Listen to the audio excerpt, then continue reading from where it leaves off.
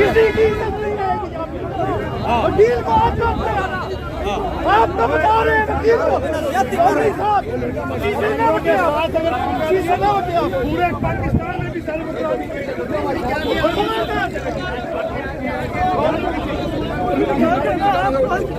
साहब वाले यहाँ पे आ गए क्या करिएगा? चाचा फिर पीछे का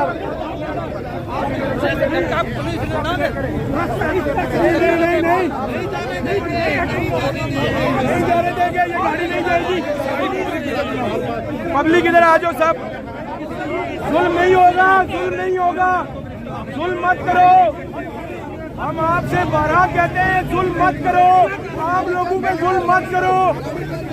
एक लड़ाई का ख्वास मत बनाओ, मत हालात इस मुल्क के खराब करो, इस मुल्क के हालात मत खराब करो। आपसे रिक्वेस्ट है, आप हमारे भाई हो, लेकिन इस मुल्क के साथ खिलवाड़ मत करो। उन लोगों का अलाकार मत बनो जो इस मुल्क को तबाह करना चाहते हैं। ऐसे नहीं करो, ऐसे नहीं करो। पुलिस वाले बनो, इस कौम के पुलिस वाले बनो। जुल्म मत करो गरीब लोगों पे, आम लोगों पे। ये जानबूझकर कोशिश करना चाह रहे हैं, हरासा किया जा रहा है।